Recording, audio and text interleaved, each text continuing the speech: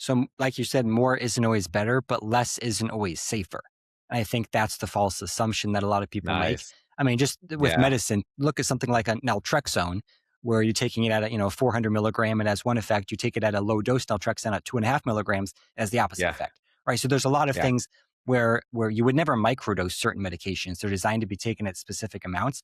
But in the supplement industry, there's just this philosophy that we have to microdose everything to make sure it works well for you. But sometimes that backfires. And one of the things it Yeah. backfires with is zeolite. Welcome to MyMD Unscripted, where healthcare gets personal and the script gets tossed. I'm Dr. Clint Carter, ER doctor turned direct primary care freedom fighter, on a mission to challenge how our healthcare system treats patients in America. In every episode, my expert guests and I dive into real conversations about what's broken and how we can fix it by making healthcare about people, not just managing disease. It's time to rethink what healthcare should be and how we can make it better together. Welcome to the podcast.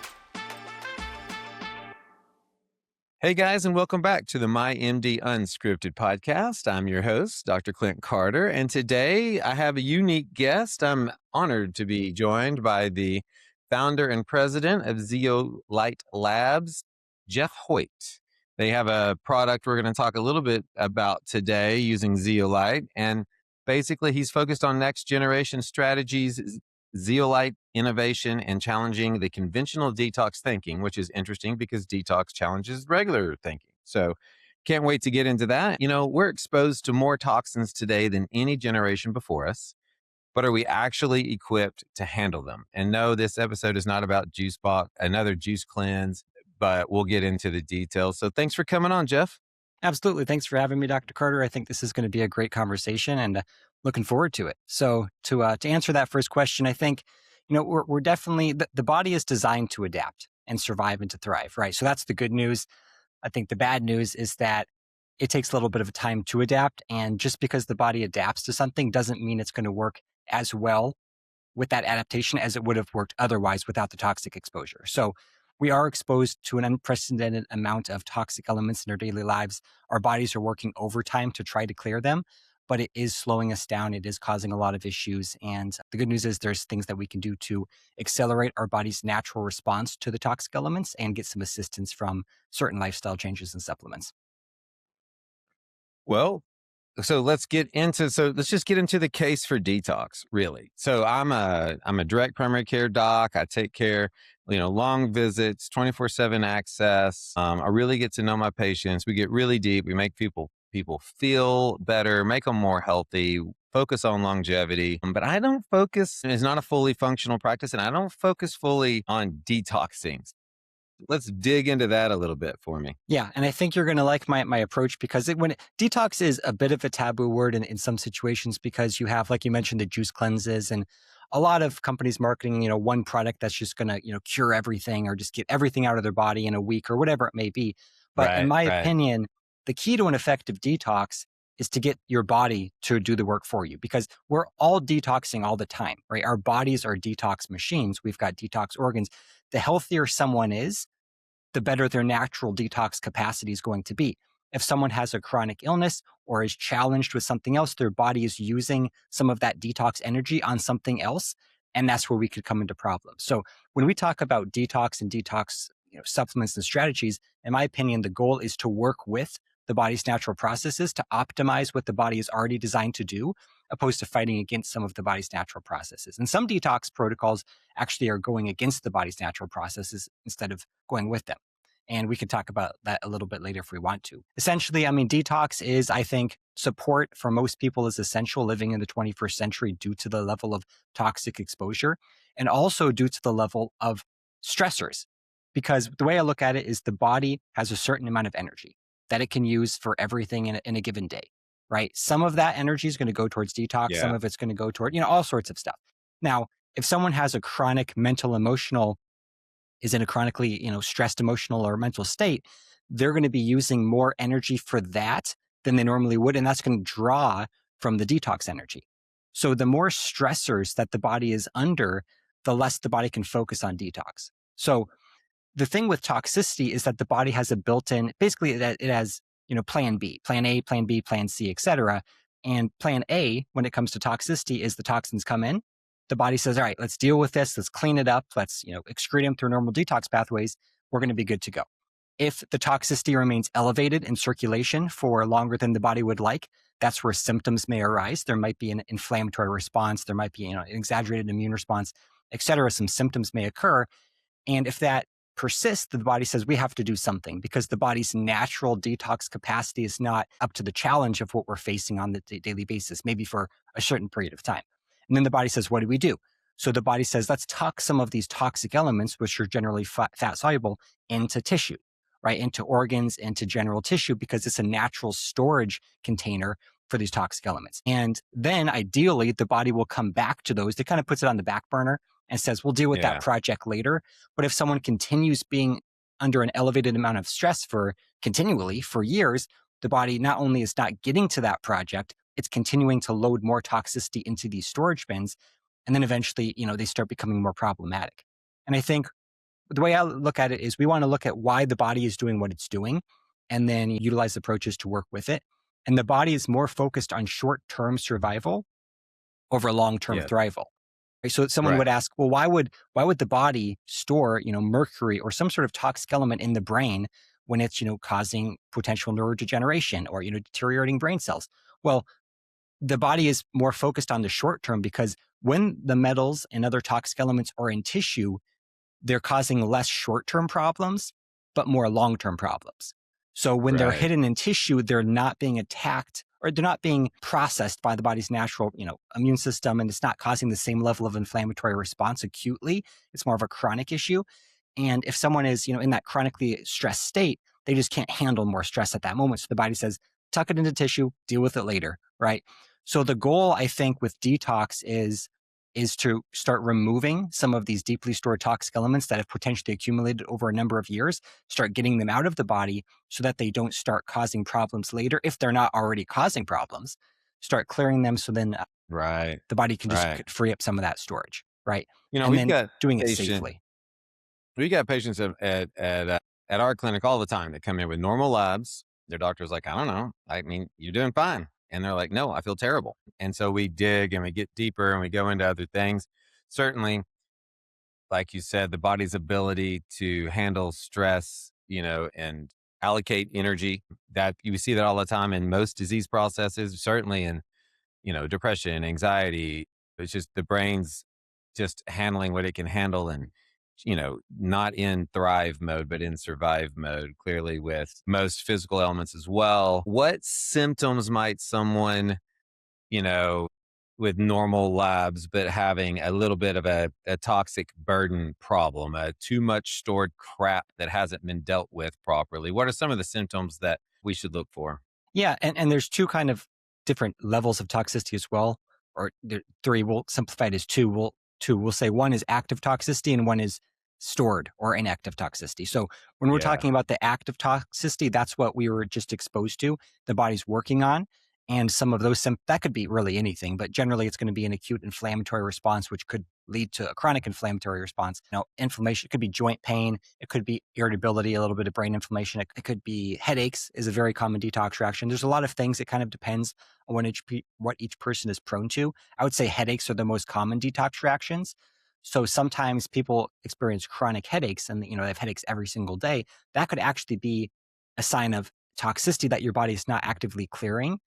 And we could talk about different types of toxicity in a second, but it's not only it's not only the external sources like the heavy metals and the environmental toxins. It's internally produced toxic elements like metabolic waste products like ammonia as well, that if the body isn't able to clear them effectively, then there can be a buildup and an exaggerated response. So we're talking about, irritability, joint pain, headaches, all sorts of stuff, maybe some brain fog, just not thinking clearly. Yeah. It could result in hormone imbalance. It just shifts things. That's the active toxicity.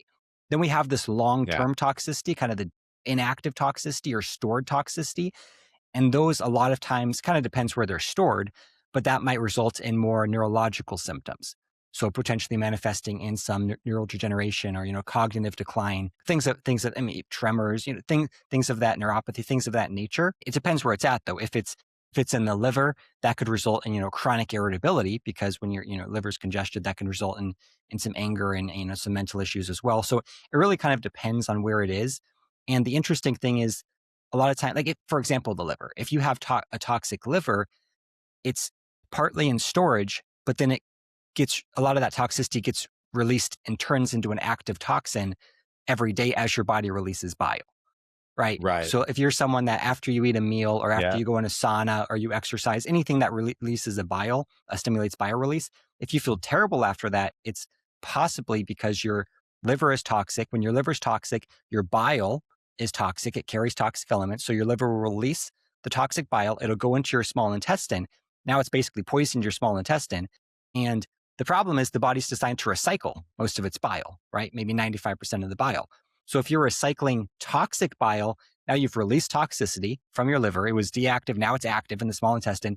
It goes to the portal vein, recirculates, and you've just poisoned yourself, right? So it's not that you were just exposed to a toxic element, because people are like, why do I feel bad after this meal? It might not be the food. It might not have anything to do with that. It might just be something that you were exposed to 6 months ago or a year ago or whatever that just came out of your liver. It just poisoned you.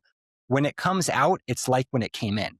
So if you were poisoned with mercury and you had terrible, symptoms from it, whatever those symptoms, let's just, chronic, like crippling, maybe like a mild paralysis or something, I don't know. And then your body tucks it into tissue and the symptoms go away. When that mercury comes out again, you're likely going to get the same or a lesser degree of the same symptoms of when you were first exposed, because it's the same toxic element. It's just back in the processing center. So interestingly, when some people go on detox protocols or take ZeoCharge, they start experiencing some of the symptoms they experienced at the worst times of their life when they were exposed to higher levels of toxic elements, because now they're coming out again. So it's just understanding what is happening in the body. Right. That's so much of the detox information out there is really more of a push instead of a catch type detox process, right? Push the toxins out, free the toxins. So do some intermittent fasting, some red light sauna.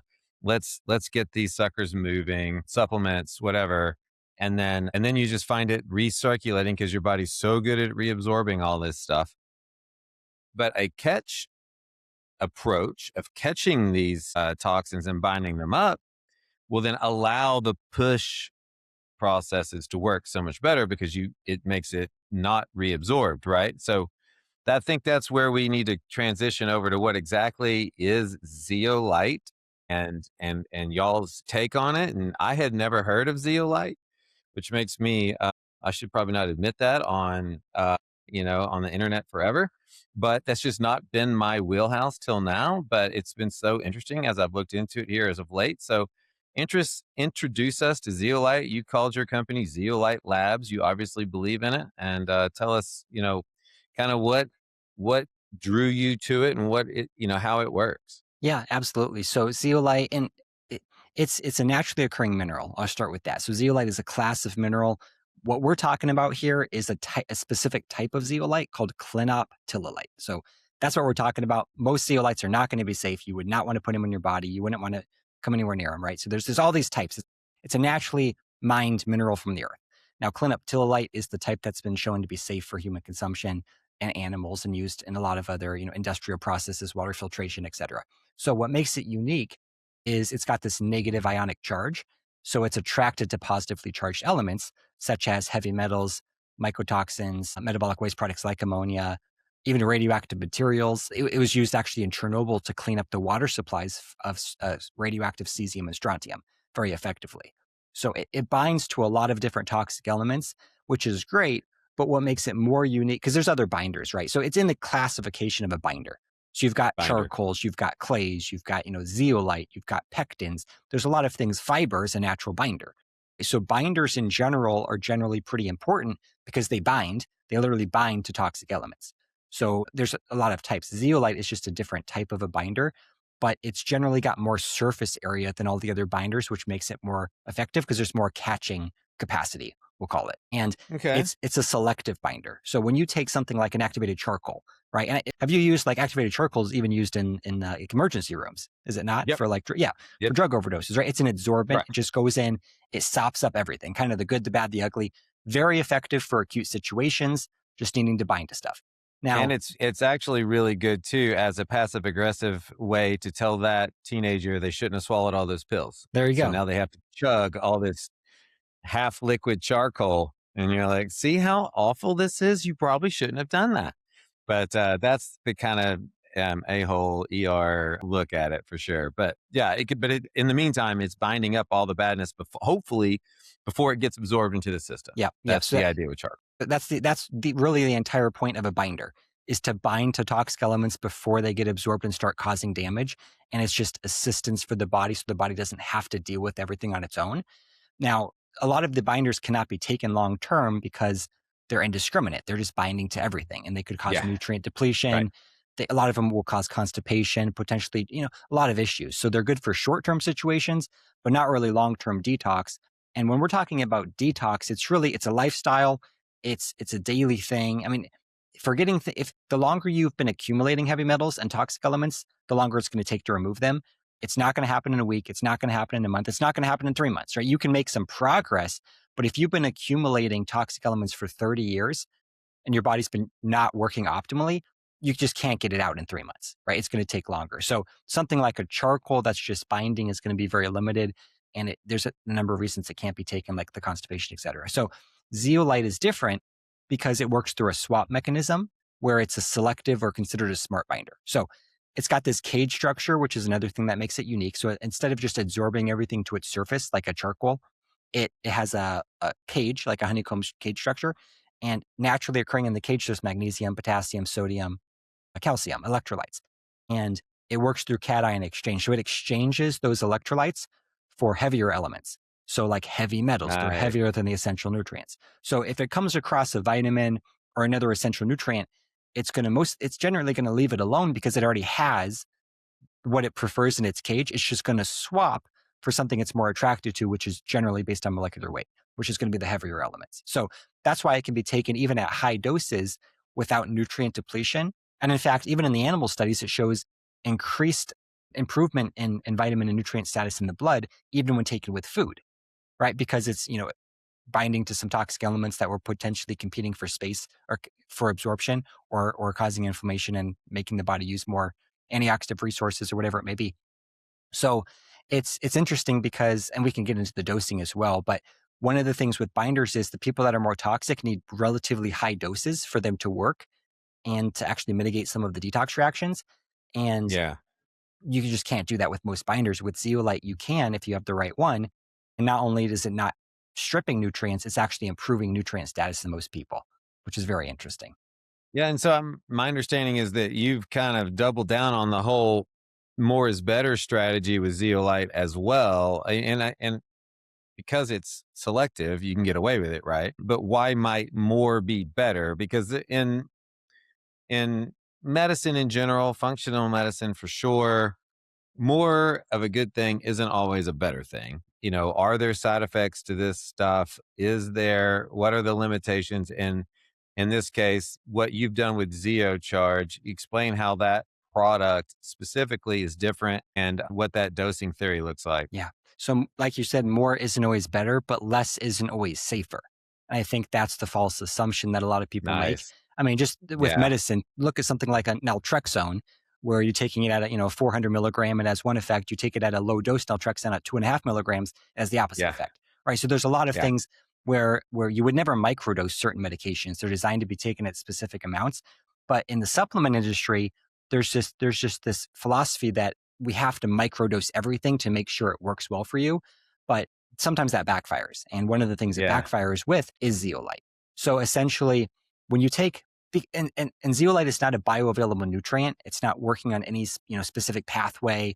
It's literally just going in, binding in the GI tract, and then the body is pushing it out. You're just pooping it out, right? So Do you not absorb zeolite under any circumstances? it's most companies will say that you do. I do not believe you do. I haven't seen any evidence that any zeolite leaves the GI tract. And I don't think you actually want it to leave the GI tract because most of the active toxicity is in the GI tract. We could talk about kind of the downstream effect of the reason people think ZeoCharge leaves the GI tract is because we've shown that it offers a full body detox. So we've shown levels of tissue reduction in 15 heavy metals. So they assume it's going into the tissue and chelating. but that's not really how it works. It's about binding effectively in the GI tract, reducing that toxic load.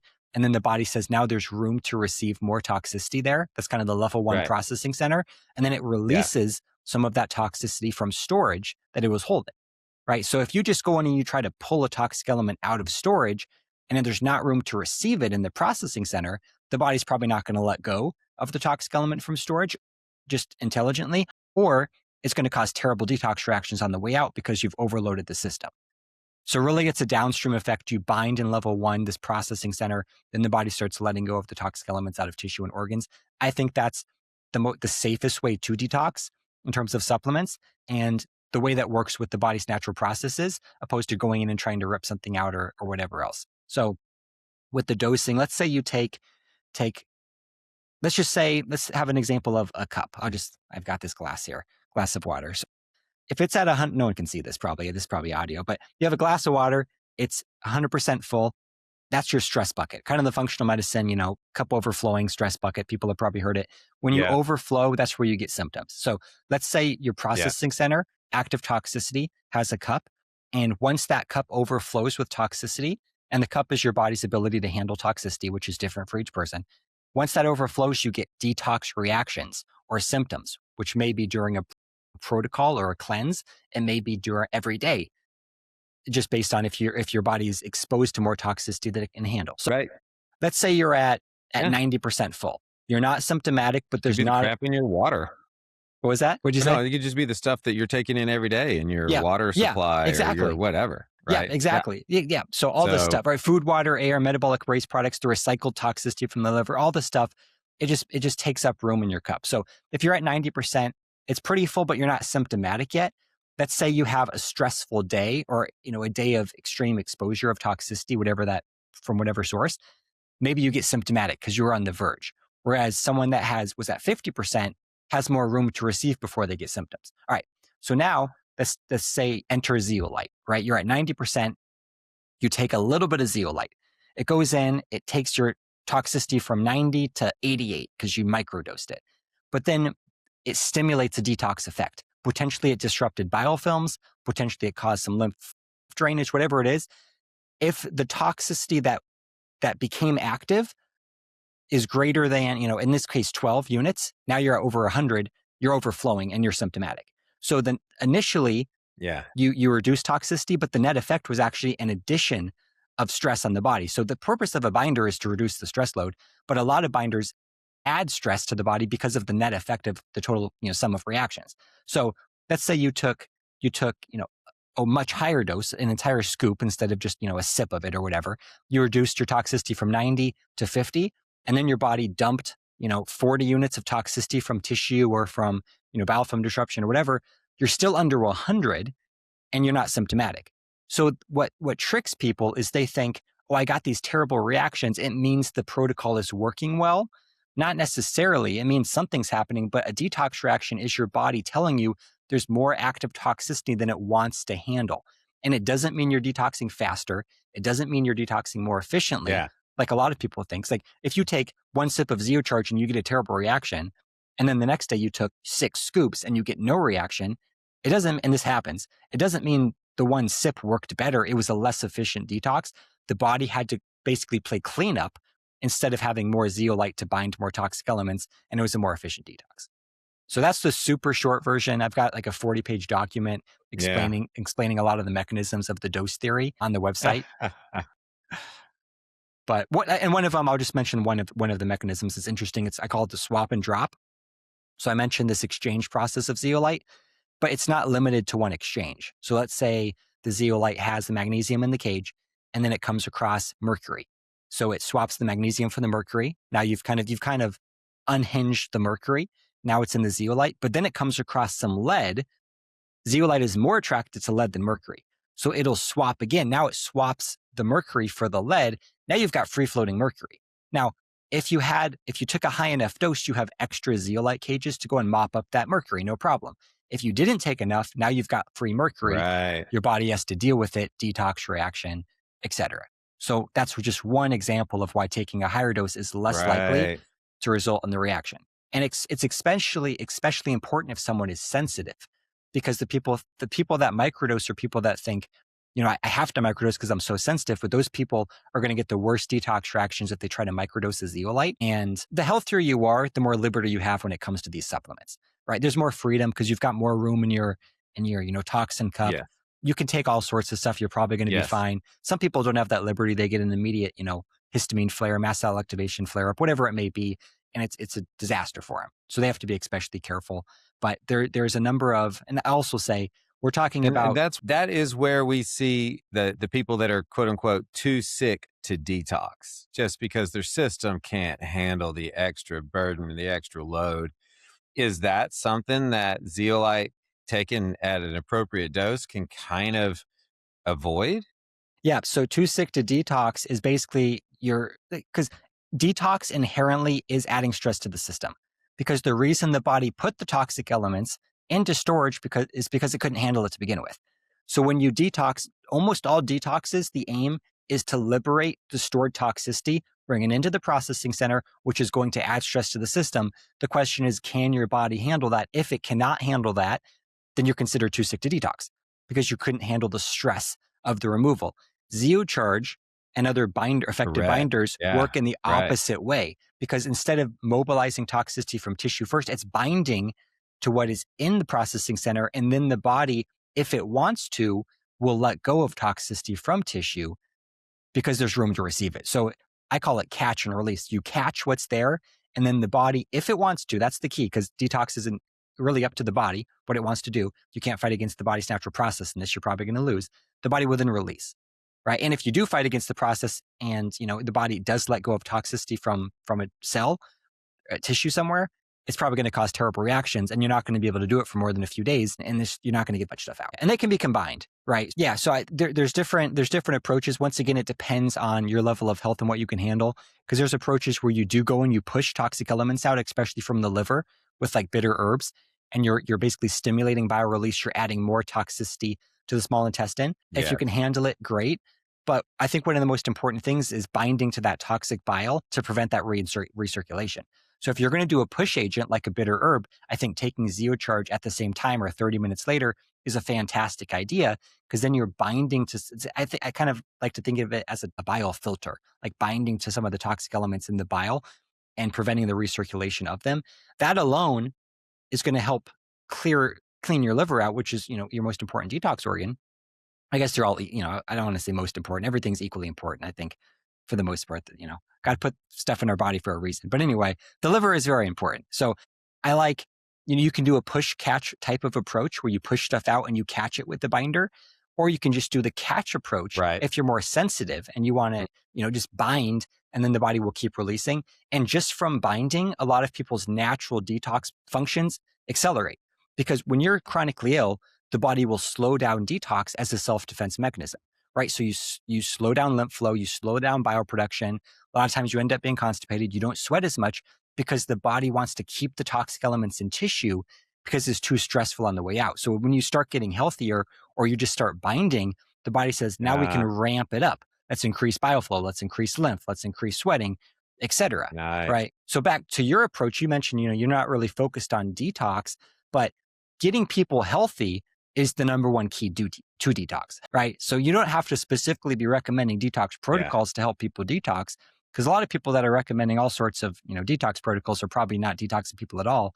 Whereas you are, because by getting people healthy, their natural detox functions accelerate and you start clearing things out. Nice. I knew I was doing it right all along, man. Thanks for that little pump. But and a couple things that you mentioned just now were like timing. You're like, you wouldn't be able to do it very long. And a lot of detox programs out there are a week or a month or whatever, depending on what they're focused on. And then, you were like, well, maybe you take it with or 30 minutes after your bitter herbs or your fatty meal or, so let's get to the daily dose, side of things where, looking at your product, it looks like the kind of thing that you could use sort of on the day in, day out, because the toxins haven't quit coming. But are there also dosing recommendations around meals or some, bile is typically secreted with a fatty meal. But what we're looking for here is to bind up the junk that's in our food and water anyway. So, what does the science recommend behind this product on how to take it, when to take it? Yeah, it's very versatile, and it really just depends. It kind of depends on what you're trying to detox, and are you using it for a daily maintenance to sop up some of the stuff that's coming in on a daily basis, or are you using it to try to get out the stuff that has already accumulated over time? And really, the question is that the dose needed is going to be dependent on how well your body's natural detox is working, and are you able to keep up with what's coming in? Basically, like some people, and to get there's different, like there's a binding dose and a detox dose. So essentially, if you took a lower dose and it wasn't causing a reaction, so it was enough, it was a sufficient detox, you were feeling better on it. Maybe you're getting lab testing done and your biomarkers are improving. That doesn't necessarily mean you're detoxing in terms of organ or tissue level. It just means you're effectively binding, and that's reducing the immune reaction and the inflammatory response, and things are going to start looking better. Now, that same person, let's say they took one scoop Yeah. and that occurred, that same person maybe Yeah. moves to 3 scoops, and then they actually feel worse for a while, and their biomarkers maybe get worse, or something happens. That could be because they've moved to the detox dose, where 1 scoop removed enough out of that toxin cup to make you feel better. Maybe it took you from over 100 to under 100, so you're not symptomatic anymore, but it wasn't enough to encourage the body to let go of deep level stuff. Whereas a higher dose might get to all, all 3 levels of detox, Yeah. the organs, tissue, and the processing center. So that's where it gets a little bit tricky. A lot of people assume that because they take a detox product, they're Yeah. automatically detoxing their brain and every organ. Not necessarily, because it's really up to the body. Is the body comfortable Right. letting go of the toxic elements? And that's going to be case by case, and it depends. So what we did was we did a 6-month case studies program prior to launching to kind of figure some of this stuff out. One, we wanted to figure out and make sure it was safe, because there was certain concerns with zeolite. We wanted to see, is it going to deplete nutrients, all that stuff, and we were able to show yes, it is safe, and it was actually improving nutrient status in most people that tolerated it well. And we were also able to show that the higher doses worked a little bit better. So um, the high end dose is 6 scoops, which it's a pretty good dose. That's 30 grams. But we found that every single Okay. person, except for one that we ever tested, one out of lots of people, only one person ever was not able to detox all 15 metals at the 6 scoop dose. So, and that individual, we were able to remove 14 of Wow. the 15, but the mercury just would not move no matter what. Her body just would not let it go. But that was kind of an outlier. Other than that, 6 scoops was enough for everyone else to get the metals moving. Not saying it completely removed all the metals from the body, but it was mobilizing them from tissue at the 6 scoop dose. Most people don't need that much, but if you're concerned and you think you might need a higher dose, you can start with 6 scoops and work down. So what we have is a program called the Ultimate Zeolite Experience. And it's a 5-month program. You start with 6 scoops the first month. You do 6 scoops every day, once per day, all at once. And then you do that for 30 days. Then the next month, you do 5 scoops per day. Then you do 4, then you do 3, then you do 2. So the idea is you get the detox ball rolling. 6 scoops should be enough to start mobilizing everything. But then as you peel off layers of toxicity, you don't need as much, and you start tapering down. And then at the end, you can either be done, or you can maintain on 1 scoop, or you can, go on and off of it periodically, whatever you choose to do, kind of dependent on, your situation and your toxic load and all that stuff. So that approach seems to work pretty well for people. There's also accelerated versions of that. So if someone, some people will do 6 scoops for 1 week, then they'll do 5 scoops the next week, then 4 scoops, et cetera, because you just want to get the ball rolling. You want to get the body to start releasing stuff. And once it starts releasing, usually it keeps releasing. It kind of gets in detox mode. So that's one approach, but it's very difficult to know. Everyone wants to know exactly how much to take and exactly what's going to happen.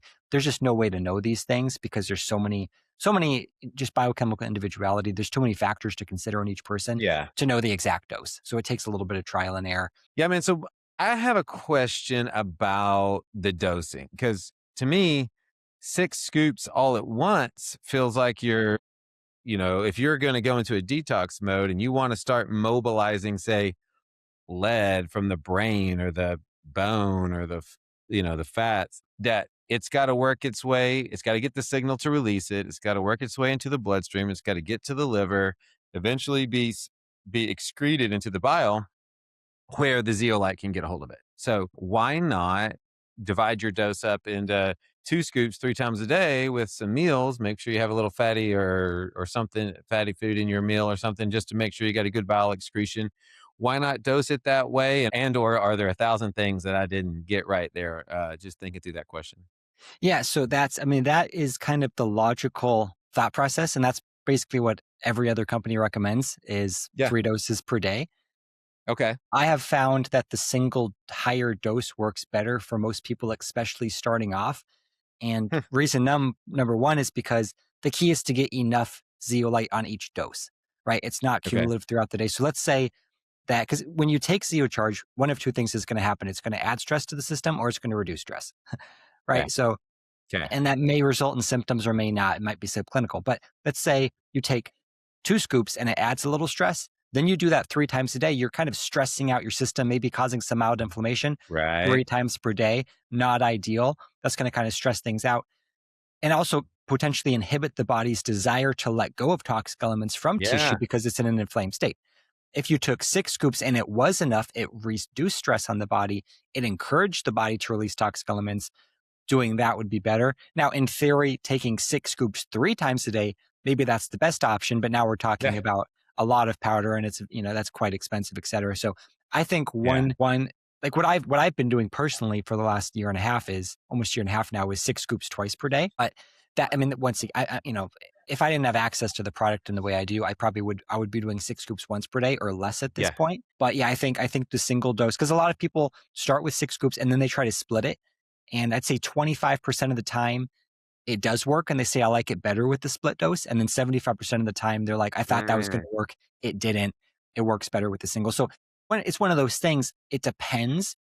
You Yeah. can Right. experiment with it. Each person's going to be a little bit different. I have no problem with people doing that as long as it's working. But I say, at least for the first month, I would do a single dose higher and then start experimenting with the Right. split and see how it Now, goes. are you doing it with, so like I take my supplements on an empty stomach. I'm not a breakfast guy. My stomach takes most things just fine. Maybe a little coffee. It got a little cream in it, but should I wait and do my 6 scoops with dinner or some other sort of meal? Yeah, starting off, I do recommend taking it after the largest meal just to Okay. start binding to that toxic bile and it's also less likely to cause a detox reaction when taken after a meal. Taking Okay. first If taken first thing in the morning on an empty stomach, it's the most likely to cause a reaction. And I think part of that Okay. is due to the biofilm disruption and potential microbial activity that's going to be more active in the morning hours. So a lot of people will have stomach pains or some sort of reaction if they take it in the morning. I say, hey, switch this to the evening or after a meal, and then the reactions go away. So some people like that, taking it in the morning to get a little bit of the accelerated microbe cleanse, potentially. And some people, claim that they see parasites in the stool, all this stuff, whatever Yeah. that, we don't know. But there, it does bind to a lot of things that potentially, make up the biofilms. And by disrupting those, Right. all sorts of stuff can get spilled out. And, that's so Cool. taking it in the morning is a little stronger. But yeah, I say take it anytime, whatever works best for you. You don't have to be super picky about it. It can be taken with food. It Right. can be taken on an empty stomach. It's very Right. versatile. It can be mixed with water. It can be mixed with a beverage. It can be mixed with cold or hot. It's not heat sensitive. Some people even mix it in with their coffee. I don't Yeah. I don't know what that does. I don't drink coffee, so I don't know what that does to the taste or texture, but some people do it. If that's your thing, go for it. Tea, etc. It can be baked if you want to bake it into, bread or a baked good. It's not going to hurt it at all. It's just an Zeolite inert, brownies. exactly. People do it. Yeah. And we've, our marketing, our brand manager has some recipes that she puts out on Instagram as well, That's cookies fun. and all sorts of stuff. So yeah, all sorts of stuff. Just get it down however you can anytime. But I do recommend generally after dinner or after your largest meal, Yeah. 30 to 60 minutes after starting off, just to start binding to some of that toxicity, preventing the recirculation of the bile, Okay. toxic bile. Man, that's cool, man. Thank you so much for coming on. I think it's a little bit different take on detox than we get on the regular, I think. Definitely. I mean, the idea that this could be an ongoing lifestyle, right? If you feel like you do, let's say you take 6 scoops a day for a month or 2 or 3, and your biomarkers are moving and or which just means your labs are improving and or you're feeling better. And then eventually you're like, okay, let's just do I quit or do I keep going? Where did all that crap come from? Did I have like 16 mercury fillings and they're all gone now? Or is this just stuff that I'm accumulating in my life between food, water, air, etc., exposures on the ongoing? So this is the kind of thing that you could use as a binding agent independent of a big detox and, for long-term wellness. Yeah. Yeah. It's support for 21st century living.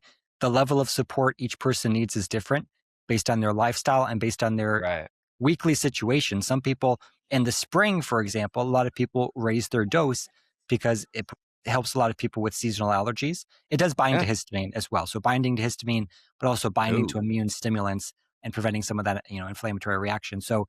seasonally, when people are on vacation, a lot of times they don't take it because they're not stressed out. It just Yeah. depends. Like it can be, it's an assistant, it's a detox assistant and a detox accelerant. So just you can use it as needed based on different situations. It could be, a little bit more fluid than, you have to take 2 scoops every day forever type of thing. I don't believe in that type of protocol. I think it just depends. Man, that makes perfect sense. That's really fun, man. Thanks for coming on. Do me a favor. Tell me what you think. You're living in this detox world, man. What are some of the biggest mistakes people do when they try to do a cleanse or an acute detox? Yeah, I think it's just misunderstanding what the body is telling them and trying to fight against the body's process. So when you're getting terrible, terrible reactions, while sometimes unavoidable as these things are coming out, it's not ideal. When you detox, you want to either feel nothing or you want to feel better. And usually feeling better doesn't happen right away. If you feel worse, it's a sign that the body, that the body has more circulating toxicity than it wants to, which once again, it may be unavoidable for certain people, but you don't want to sustain that for a long time if it's avoidable. So Right. having a more efficient detox, like the binding approach, might be a better place to start until you start pushing Right. stuff because you want the body out of survival mode. When the body is in survival mode, it's less apt to release toxic elements. Its cells are on lockdown. Basically, you have low cellular voltage. The membranes they're closed. Toxicity is not coming out. Nutrients are not coming in. When you can calm that down, raise the voltage, increase the cell membrane integrity, the cells open up, the toxicity starts flooding out, and the nutrients start coming in. Right. So it's not all about what is coming in our bodies. Like, oh, I take these multivitamins and all this stuff. That it's less about that, and it's more about what is the body able to absorb and utilize. So just Yeah. getting healthy, whatever that means to you. Some people, the emotional, mental aspect might be the best thing they can do for detox. Right. It's whatever you can do to get as healthy as you can. Maybe it's removing an infected Right, tooth. man. Maybe it's, removing a breast implant, whatever it may, something that's infected in the body, causing a lot of stress, Right. getting that out of you might be the best thing. So I think detox to me, how I kind of define it is removing unwanted substances or things from your body and your life, right? So whatever's draining you, Agreed. right? It might be Right. an external source. It might be internal. It could be relationships, all these things, reducing the big ones first that are taking up your most energy. And then your body just has more energy to process everything else. So start with the big things. Don't sweat all the small stuff. Don't get obsessive about it. Like, you can never do anything fun because everything has toxicity and you can't breathe the air and all this other stuff. Our bodies are designed to survive and to thrive. And there are support mechanisms out there. And I think less is more. And I think a lot of people that go into detox think they have to take, 15, 20 supplements to get the stuff out as quickly as possible. The Right. body, except for pushing bile, which you can kind of stimulate, the body's going to detox at its own pace. And what I found is that if you take, one effective detox product like Zeocharge, a lot of times that detoxes you just as quickly as taking that plus 10 or 15 other things because there's max Right. detox. Your body's not going to let go of more than it wants to on a daily basis because it's going to be too stressful. So I think simplicity is the key. Less is more. You don't have to go overboard and, find 5 different protocols and do them all at the same time because I don't know if that's necessary. I think simplicity there. And And then chances are you're consistency. you're gonna feel bad because you've released more than you can handle because you haven't bound it up properly because a lot of Yeah. detoxes don't worry about binders at all. Yeah. And then this sounds like a good solution, whether your current toxicity is stress or, lead Yeah. And or all the other things. it's not that So it's binding to stress. People might be confused because, but the yeah, stress, it's true. I stress, don't want to lead them it's astray. no, I've been saying it too. It's not that it's binding to stress, but it's helping your body Correct. tolerate things better because it's all using up energy. So as Right. one example that people might find interesting, is a lot of people, not a lot, some people, when they start taking Zeocharge, will start releasing basically emotions. They'll get emotional. They'll start kind of almost reliving negative experiences from the past. Sometimes it's nightmares, etc. Because Wow. the frequency of emotions can actually get stored in tissue like a physical toxicant. The zeolite is not binding to these frequencies or emotions, but it's increasing detox energy and the body is letting go of whatever it Yes. wants to. So even if the zeolite doesn't bind to a specific thing, it can still help support the detox of it because the body is now able to reject it. So it's fascinating stuff, but Sure. yeah. That's actually really crazy. And for me, the analogy of stress is you're in the wood. Your body thinks you're in the woods running from a bear. Clearly, if you have to run from a bear in the woods and you can take zeolite, you've got an interesting scenario on your hands. However, Yeah. it would help you focus better on getting away from the bear and less of the junk that your body's trying to suppress, because all that matters is don't get eaten today. And so it's a way that it's going to help your body function bigger and better. The other thing that you notice is on these weight loss journeys that people get on is that you plateau so often. And a lot of the times it's because so much of the toxin junk is stored in your fat and your body's like, we can't release any more fat unless we release some toxin with it, because our toxic concentration is getting pretty high per cell. Yeah. And that plateau just lasts forever. Whereas if you could make it safe for your body to release that, that's oftentimes a way to get through a plateau on a weight loss journey that's otherwise healthy Yeah. and, supporting your body in the ways that it Yeah. needs. One Things like that. 100%. 100%. I mean, it's why is the body doing what it's doing? Why is the body holding on to extra fat? It's probably to protect you. Right. And Right. Correct. generally the people with the most symptoms of heavy metal toxicity are the thinnest people. The metals are going to some tissue. And if the majority of the tissue is organ tissue, that's where it's going to be. If you've Yeah. got more, visceral belly fat, that's where it may be. It's more protective. So there's something to it. And a lot of people do note, report and usually guys, and it, upsets the wives and girlfriends. But, the Yeah, I guy's know. like, I just lost 12 pounds this month when I started Zeocharge. I wasn't even That's trying. right. So, sometimes it happens. Sometimes Yeah. a little bit of weight gets added during detox, especially if it's an inefficient detox, because as the metals and toxins are Mhm. mobilized from organs, the body says, we're not sure if we can get all of this out. Let's pack on a couple of pounds to catch some of it just in case there is redistribution. So that sometimes happens as well. That's a good way to get your supplement thrown in the trash right there, bro. So good warning. It's temporary. So Yep. its chances are more likely than not, it would assist weight loss long-term, right?